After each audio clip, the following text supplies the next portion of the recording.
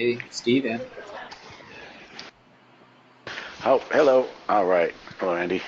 Thank you, Scott. Hello, Steve. Hey, Scott. Hi, everybody. All right. Another week. These weeks are flying by, marking the Tuesday. So, welcome to the Tuesday webinar. Adjust my mic. Should be good to go here. Thanks for showing up. Like Scott said, we will have a recording up later tonight or early tomorrow for those that couldn't make it. Nonetheless, you'll get the same info regardless. so another option as opposed to So, Muted. there we go. Let's get right into it. Disclaimer, trade of the week. We're a software as a subscription company. We're not a financial advisor service. We don't give out authorized financial advice because we're not brokered, we're not licensed. So anything you see or hear today should not be construed as personal financial advice. It's just the opinions of a couple of guys who've been staring at screens for way too long, probably 30,000 hours, just at least at stock prices. So there, we got that out of the way. Not Alone with Trade Ideas, the weekly reminder. It's a very in-depth program, 14 years in the making, and Andy and I have been there since the beginning. So we know a lot about it and seen a lot of changes and a lot of advancements. But we want to help you guys learn the program as quick as possible, keep the learning curve as short as possible. But you know, I got to tell you, you need a full month to really learn the true ins and outs and capabilities of this program. We do a lot of 5-day trials, test drives we call them, but it's really just 5 days is enough to kind of whet your appetite. A good full month is a great place to start, and if you like it, then you can use the promo codes and go for a year.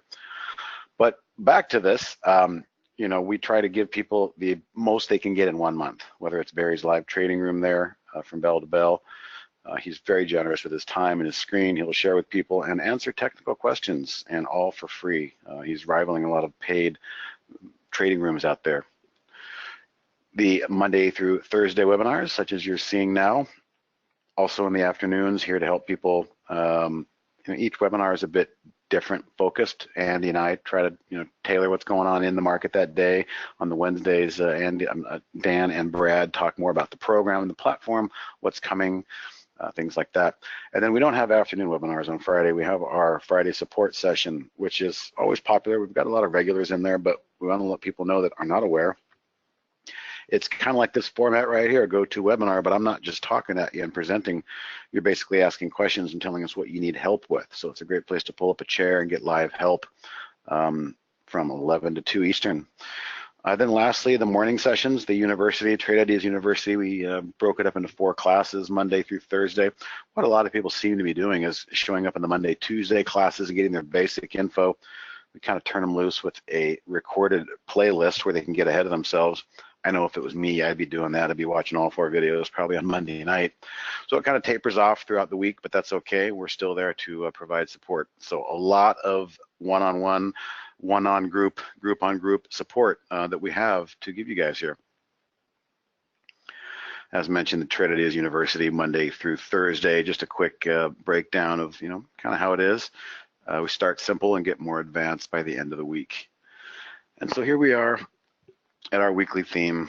No man is better than a machine, and no machine is better than a human with a machine. So the point being, the world we're walking into here, I just discovered that Waze app, the W-A-Z-E, and some people are probably laughing because they've been using it for over a year or more, but that's an incredible piece of technology. It really helps us work together and gives us the data that we need to make the decisions we need, but it's not going to just drive the car for us.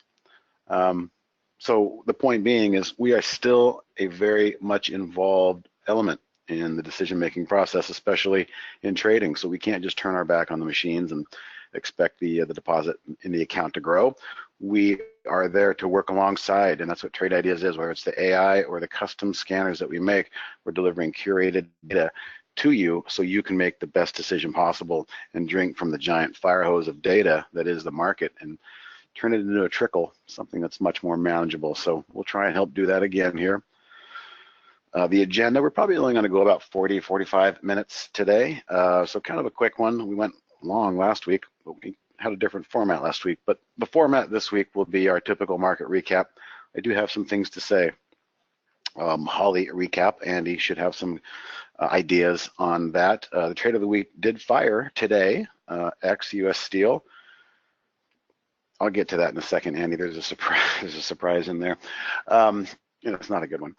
The last week's trade of the week was Roku.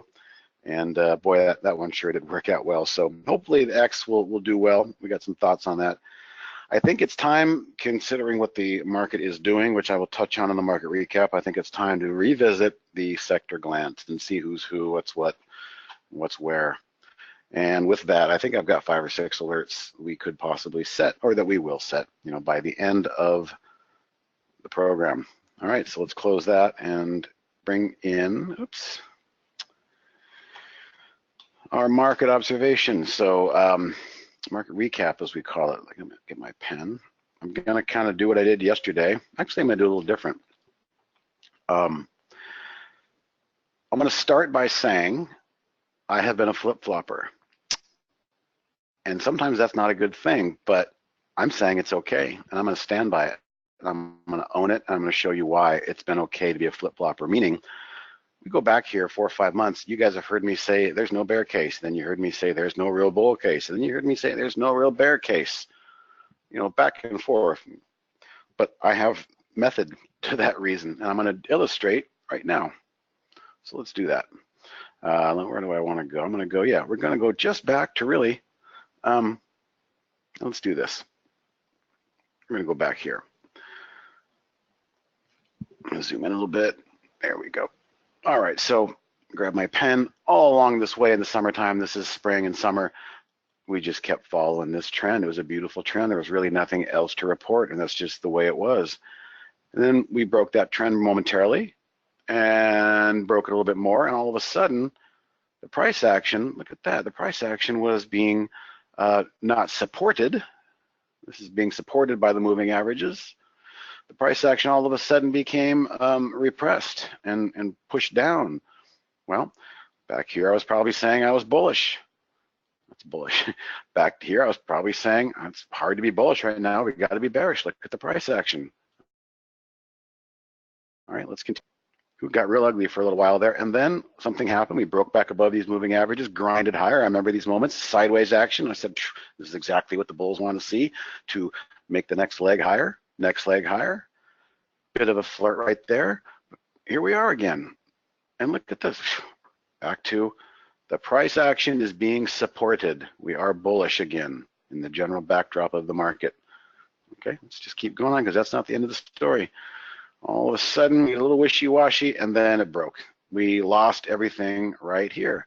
Okay, and then follow through showed us there was lack of follow through and there was a lot of case to be said, or that's not the way to say it. There was a lot of reasons to say it's hard to make a bull case because as the price action was being supported just back here, well, the price action became repelled and repressed back here. So this is the bearish side of the coin. Now, this is really unusual. We haven't gone back and forth. That's why I said the word flip-flop, because it seems like that's what it's been. As I've been going back and talking about the market over the last 6 months. And I'm gonna own it. Yes, I've been flip-flopping because the market told me to. The price action told me to. The footprints in the sand told me to. Hey, look at that. We're back to being not super bullish, but we're back to being, oh my God, look at this rejection candle to the downside. The buyers stepped in and are holding it. The price action is being supported. Back here, I was probably saying, oh, man, it's hard to make a bear case at these levels. Well, then we go forward again and everything breaks crazy again. And we're back to, before I get to that, we're back to, boy, it's really hard to make a bull case because this price action is a reversal wick on the moving average. So all we can do is go forward with the price, with the information that we have at hand. And I just wanted to take a trip down memory lane with you guys and show you why I've been bullish, bearish, bullish, bearish. And now here we are today. So let's talk about what happened. Yeah, last week I showed you a few positions where I was short and not good. This kind of caught me by surprise. And you've heard me mention in the past, this isn't the perfect example, but it's good enough of an example to call a pro gap. We had 3 weeks or so of just down action here with a nice little minor trend line. And then when the price action gaps above and closes above and stays above and creates this airspace after kind of a minor downtrend, that's something to pay attention to.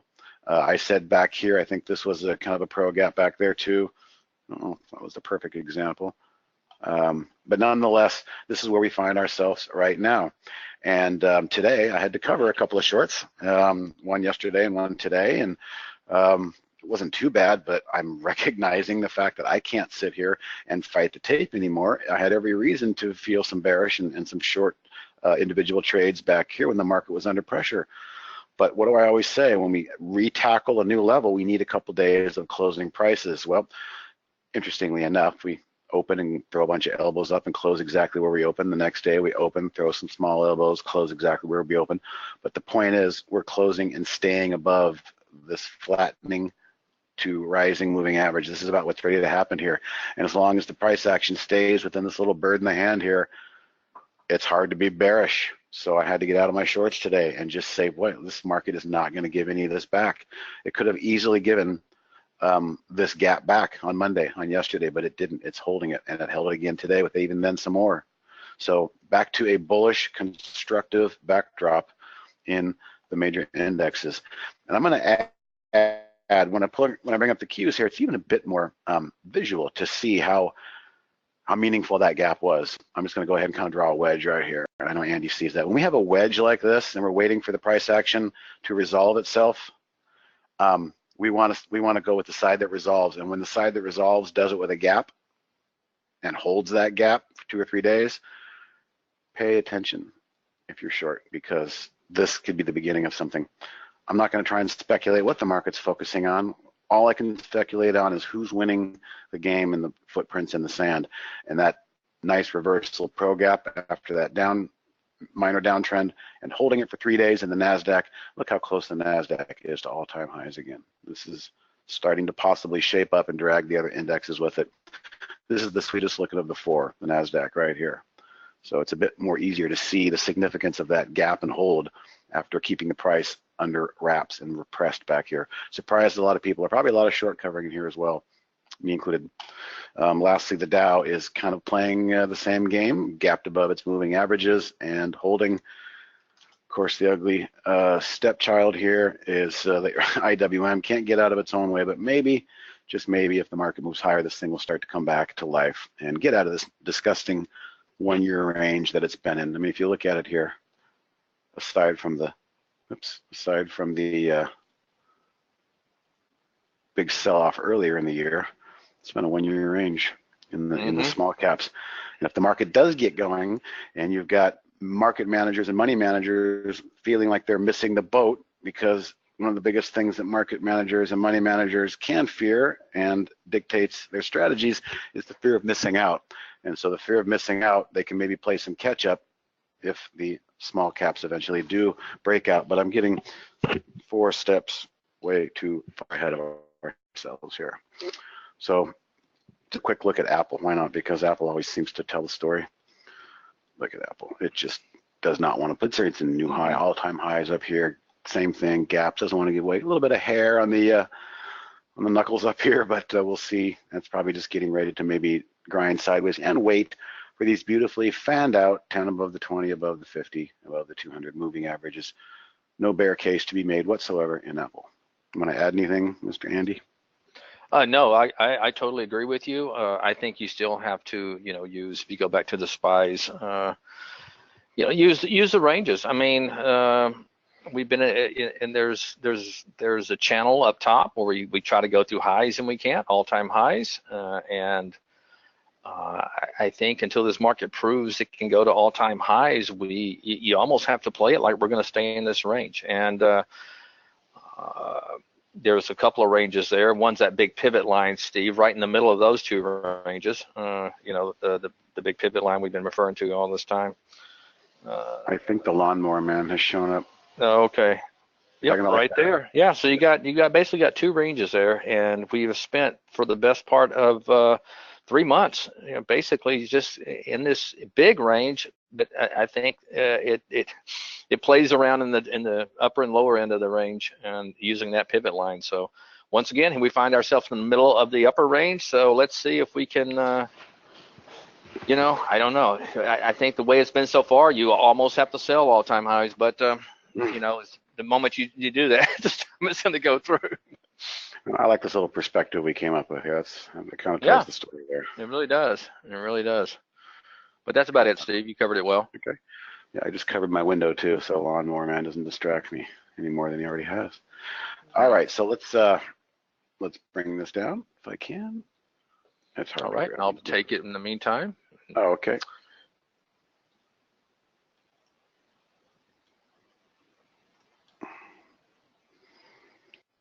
All right, Holly today. Well, let's see. Holly, the last time I went over Holly, we only had about, only had about 9 trades. But today, a different story. We had 30 trades, so a lot of activity from Holly today.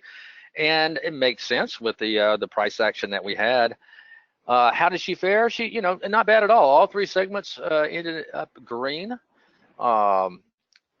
These are the totals if you put 100 shares on every trade. So Holly Grail would have been up 72, 2.0, 95, and Neo would have came in at 83. So 100 shares on every trade, that's not risking very much when you're only, your downside risk is in most cases maybe 25, 45 bucks. So I'm not that good at math anymore, but it looks like around 270. 275 maybe. So not bad. You can see my numbers over here. This is using a stop loss, risking $200 on the stop loss. So this would go out and buy the number of shares, risking that amount. So you can see on some of these, I have 800 shares on a lot of them, 508, just different stop prices. What is going to cause the different share size. But here's what I want to point out to you guys. You know how I'm always saying man and machine. All right, so right now, I got it on all trades. Okay, I'm going to pull this up for a second here, and we're going to take a look at all the trades. And look at the bottom 4. You got 3 out of 4 of those are shorts. Well, let's take a look at the market today. Okay, Holly's going to fire shorts as long as the parameters meet and the signals there, whatever the alert is, and the stars line up, they're going to fire. But what were you looking at today in the SPYs? All right, let's take a look at the SPYs here, and we had a gap up, and basically next bar is a kind of a narrow range spinning top, and then from that point on, we shot up for basically the first 2-3 hours. We're moving up. All right, so this is where man takes over with using the help from the machine and performs a lot better. Okay, honestly, I'm not looking to take any shorts in this tape. Okay, we're gapping up above yesterday's high, and we're just going. There was no negative price action today in the overall market that's using the indices, the Qs and the SPYs. So, I'm not one who's going to risk going in here and taking these shorts. You can see they were all stop outs on the, and then we had a couple of other ones down here that didn't do very well, along with a couple of longs. But let's just take him, for example, let's say you eliminate all the shorts. You can go in here. This is good stuff to do after hours. If you come in here and just say all long strategies. So you eliminate the shorts. You can see there now, guys, it's a much better tape now. I mean, look at that, just one stop out, and then a few small losers, but look at all these nice big winners you had just by using common sense and not going short this market today. Okay, so Holly did have some good calls. I'm not going to go. The top one there was WB. It was a nice little play there. If you look at the daily, strong looking chart, looks very similar. Oh, that buy button's kind of screwing up my. But you can see what I'm looking at. So that was a good one today. JB Hunt on a breakout. Slow today. Nice little no pain trade. We got the trigger, or maybe the trigger was in this one. I'm not sure what that trigger was, but nonetheless, you can see pretty much a nice little move there. You could have exited for even a much better than what Holly did, or you held it on. But and a lot of these worked in risk on. I mean, I noticed that all the trades, I'm surprised none of these segments didn't finish better on risk on. It's probably because they had some shorts in there, and that kind of hurt the overall averages. Or another reason is, if you look at the SPYs, we had the move, you know, in the first 3 hours, and then after that, we just kind of slopped around. Wasn't any continuation after that. So remember, I think in a lot of these trades, like the one I just showed you, and let's take a look at the CHRS. Another great trade, no pain. Boom, there's your buy signal. And this one would have definitely worked in risk on all day. But Steve, the main thing I wanted to show here is you know, when you have a tape like we had today, use your common sense. The short strategies are going to be in there, and more than likely there's going to be some that fire. They may look good to you, but take a look at the market. What's the market telling you? Okay, it's telling you, you know, you're probably better off going the long side today. All right, Steve, I'm going to shoot it back to you. But overall, pretty good day for Holly. Not bad at all, but pretty good market though. You picked the right time to do your section, because he just spent the entire time with that leaf blower outside my window. And now I am high from two-stroke motor oil exhaust. Whole house. Wow. Waleed says he adjusted his entry to 1175 of the day on X, being the trade of the day, so we'll just go right into that. And there's nothing wrong with that. He's basically looking at today's high because, you know, it's grinding at this 50-day moving average. And we'll just get right into it. When I talked about the X, one of the reasons with X was, well, first off, we'll get to Roku in a second. You know, Roku was the same idea. If the market is going to falter or was going to falter, which it didn't, but if it did, these ones that have been building heavy bases are not going to suffer the damage that something like, you know, Restoration Hardware might, or some of these other ones on the high flyer list. So noticing that, you know, X US Steel banged on $10 just a couple of times. The third time was the charm. That was kind of the stop run day. Back here, kind of a double stop run day, and then back up into the game. It didn't even like that. It spent about a half an hour, no more than nickel under 10. So I think that's the bottom. Now, here's the funny part, Andy. I told you there was a surprise. See where the green tag is? Well, it was lower. X, in their infinite wisdom, decided that they wanted to offer $300 million in convertible bonds into the market. Oh.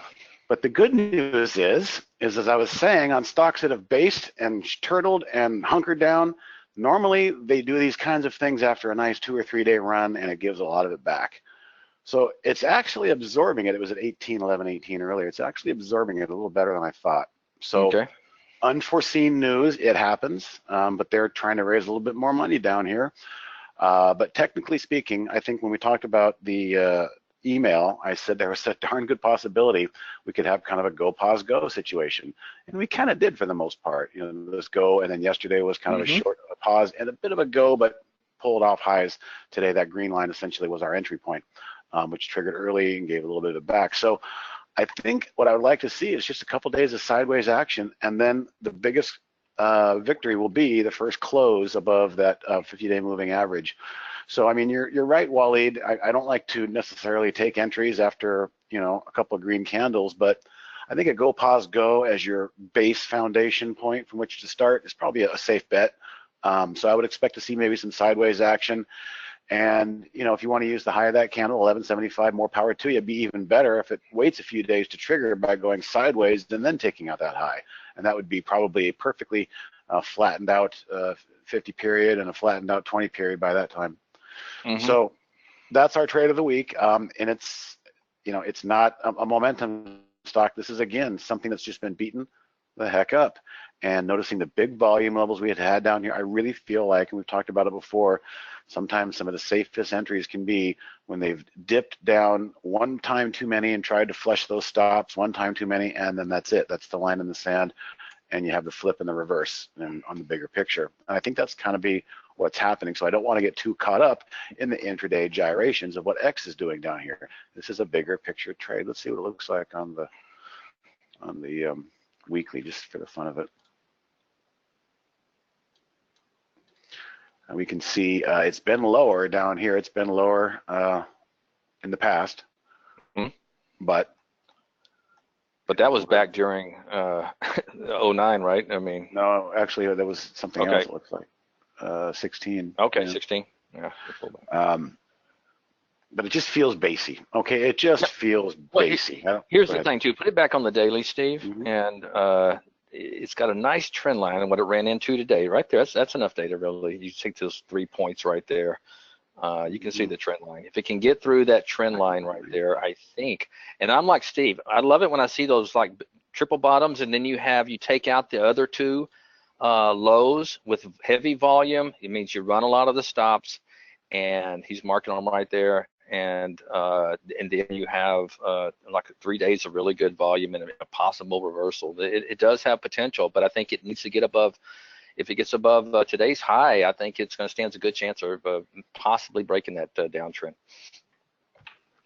Yep, I think it's got a great shot. We're definitely not waiting for confirmation here. We're trying to read the tea leaves, and we're trying to be early. And when you can catch an early move, and maybe one day we come in, and X has some great news, and who knows, it's up to 15. Well, all of a sudden, you've got the greatest entry, and it makes it so much easier to maybe sell half and let that other half maybe just work in the portfolio. You know, I don't like to say that usually, but this is the kind of trade where that can be the case. I think who was it? I can't remember who it was, but they said tweeted, all right, if you could buy any stock right now, and if it was $100,000 worth, if it was worth $1 million in just 5 years, what stock would it be? And I chimed in X. I think this possibility this could be a generational low down here. So we'll see. Let's go back to Roku again off the heels of it. Raise your hand if you're still in Roku. Yeah, not me. Not me. Why? Because I like to preach a day and a half, and here was the day and a half. Same with me. I had a great scalp, but I am out. See, we talked about moving day 2 weeks ago. There's moving day, and there was your day and a half. So it happens quick. What happens beyond the day and a half is anybody's guess, but this is why we sometimes say, hey, maybe sell 2/3. Just let that other third work, and maybe we can get to that spot that Andy laughed at me last week when I said 130 is the price target. Whoa. And I said, yeah, but nobody thought it would come that quick. So we're all pretty happy about that. It worked out pretty darn well, and I don't think anybody got hurt on that one. But again, going back last week, we saw a stock that wasn't in a pullback. This was in a full-blown correction, and corrections are a process, not an event. And so that process in Roku looked like it was working itself out to the nice side. So hopefully we'll get the same kind of market action in X this week.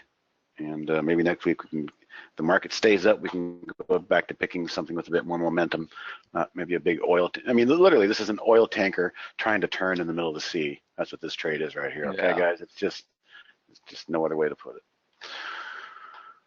All right, so sector glance. Being that the market is where it's at, and I said, looks like it's put in 3 solid days here, so we have to start respecting the upside again and not getting stubborn, admitting our biases when we can admit them.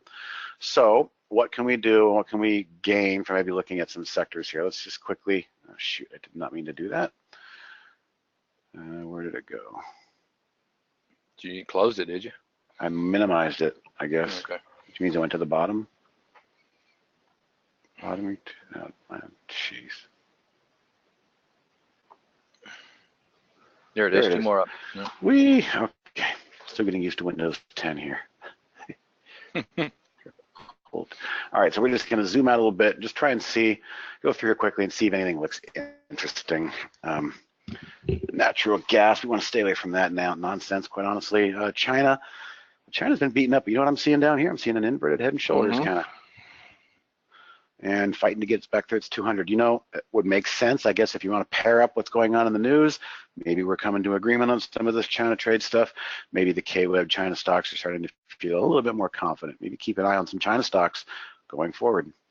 The semis are without a doubt leading this charge. Everybody take a look at what just happened. I don't see a lot of people talking about it, but we saw that the NASDAQ was strong, but boy, I think we see the internal components of what's driving the NASDAQ. The semiconductors, we might be in store for another giant capital expenditure shift cycle into a new wave of CapEx spending in semiconductors, who knows? But boy, does that look strong in the big picture. Biotech, just a hot mess, junk, nothing to see there. Healthcare, kind of looks like everything else. The banks, you know, that's the regional banks. Let's take a look at the other ones.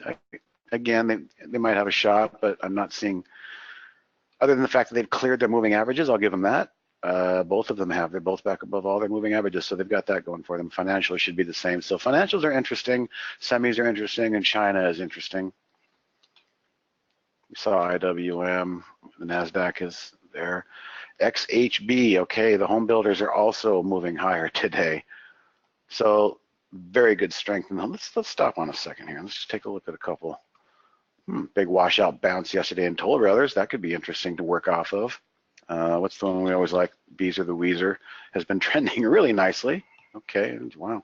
KBH, KB Homes, very nice trend. Lennar, look at that 10-period moving average. Hold that guy. Just beautiful. It's a beautiful looking sector over there, the home builders.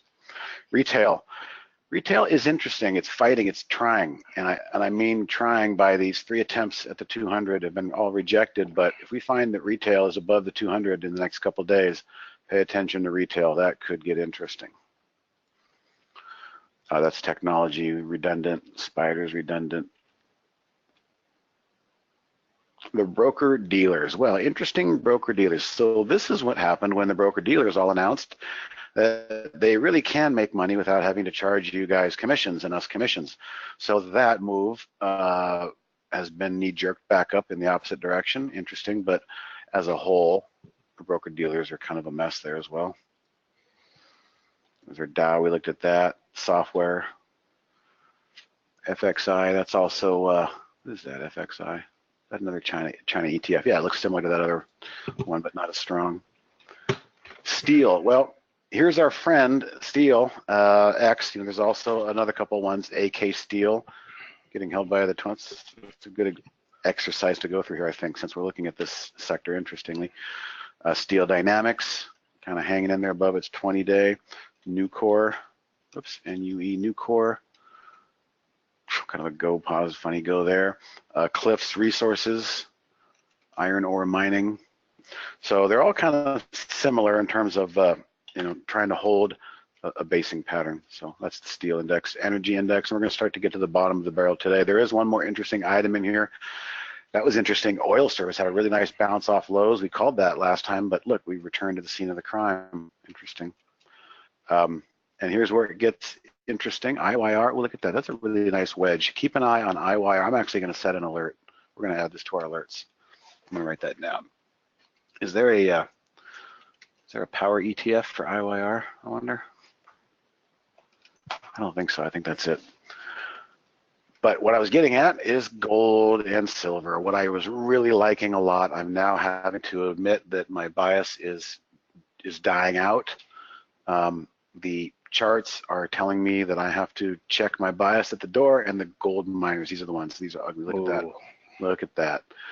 Today, coming into today, the red line of the trade ideas swing exit was there, and we closed right below it. So ugly in the gold mining section. So that is why I'm no longer interested in pause, which I was high about for a long time, and I admitted my bias last week. But I said, if I get out of bias, I'm selling it. I mean, if I know my bias and I admit that the technicals are, and I am wrong, I'm going to get out without bias, without prejudice, and I did. So you have to adhere to what the footprints in the sand are telling us. So just to reiterate, gold miners are bad. We no longer like them. Home buyers are looking good. Semiconductors are looking really good. And the China stocks might start to creep back into play. We shall see. Anything stick out there to you as we went through there? No, very good. I do like. I've had an alert in that Toll Brothers for a while. If it breaks out of that range it's had over the last few weeks, and Nvidia Nvidia's kind of made a move today, but out of a range. But no, they are the semis.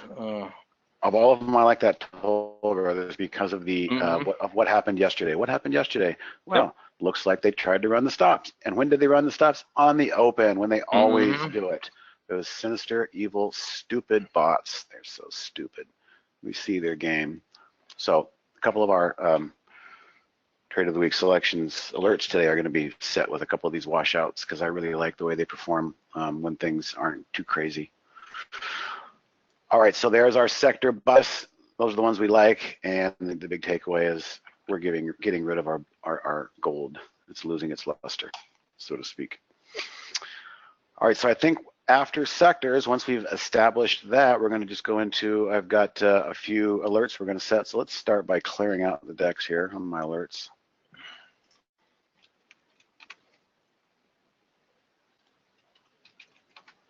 And as promised, first thing we're going to do, we found in the sector, we're going to do IYR, because that real estate REIT, it's getting pretty pinched into a corner.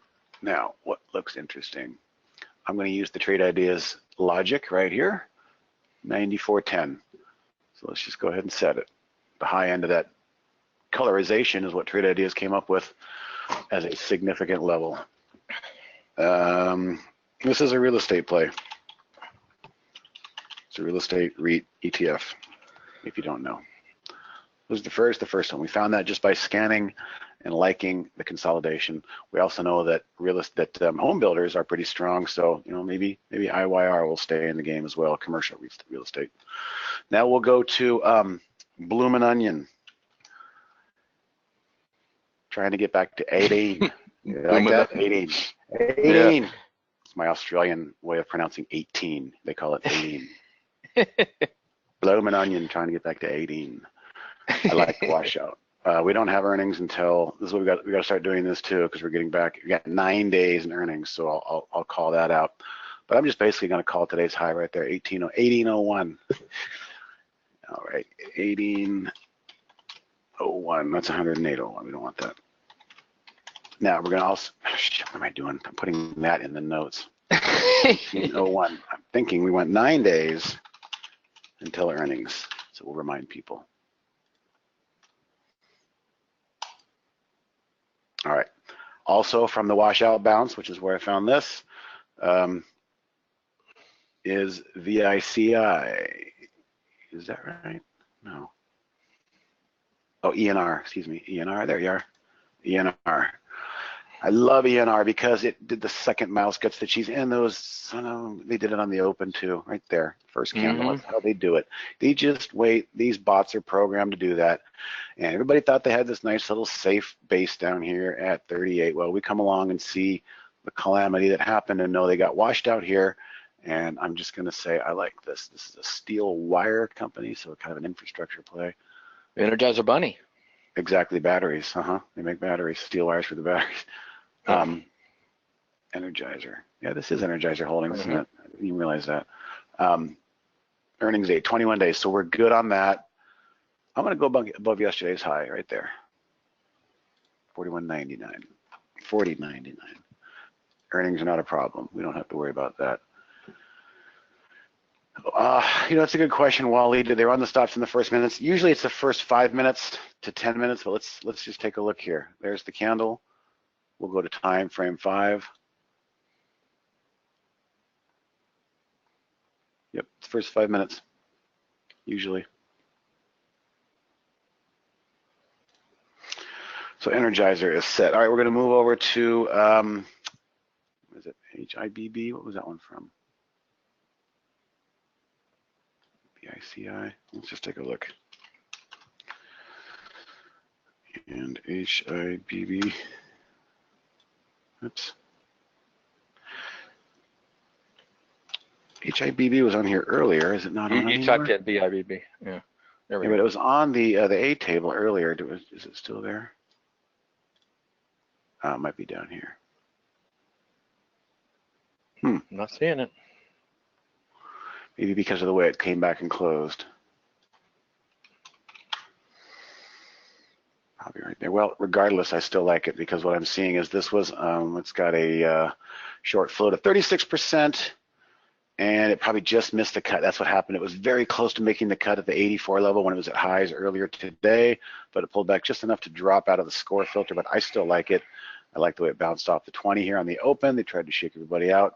I'm just going to use, again, that blue line that Trade Ideas has got right there. I'm going to eyeball that. We'll make that a long alert. Okay, also from this scan was VICI, which is still on there. VICI. And I just like the way it's, look at that yesterday. Oh, yeah. Yep. First few minutes yesterday, at least. Yep, here it is. Very nice. I'm going to just go with the breakout here. So we're going to go with this high. 23.18 will be our number. Nailed it. All right, and we have we have one more, and this is off Andy's bull flag. RT. Oh, it went on us at the end of the day, didn't it? It sure did. I was seeing it back here, but we might. I'm going to make a note on this one. Might be a half a day trade because that might have been moving day right there. So we'll go 883, and might be just a day trade. Question mark. Follow through. But nonetheless, there it is. All right, so that's all I've got to share today for that. So let me go ahead and hand those out. And while Scott gets ready, I will send these price alerts out. Where'd they go? There they go. You didn't put my pins in there. Let's talk about it. Andy's got a pet stock he likes. Oh, well, I bought it today. Yeah. Yeah, got to tell me that. Where are we going to put it? Above today's high?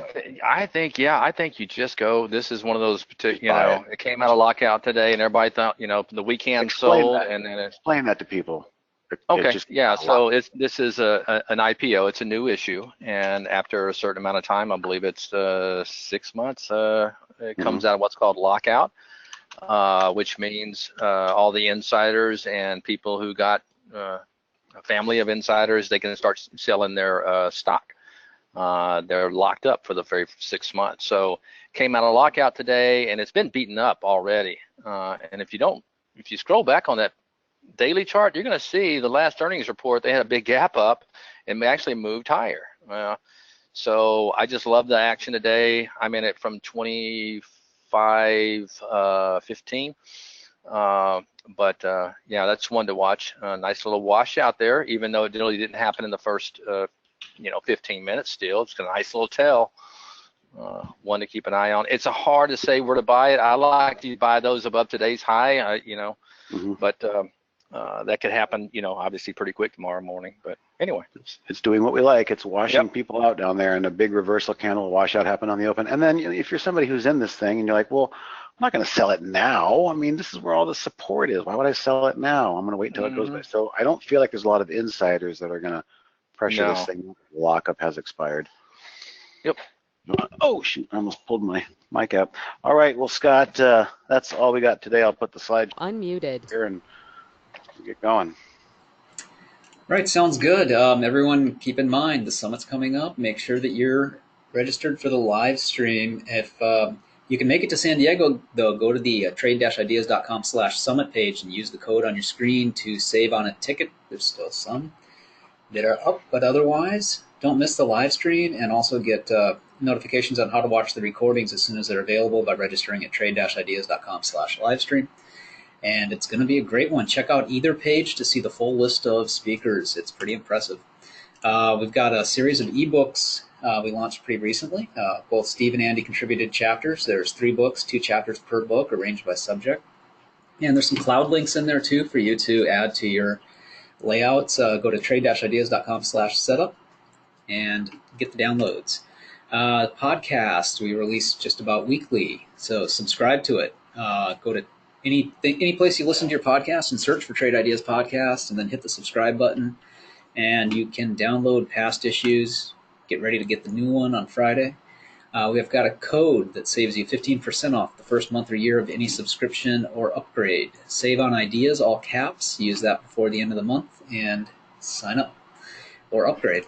Any questions, email us, info@trade-ideas.com. You can follow Steve on Twitter at TodayTrader. We've also got @TradeIdeas, @QuantBot, and Trade Ideas Pro is the Facebook handle to like stuff and share stuff with your friends there.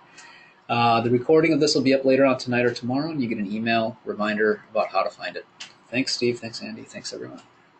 All right. See you next week.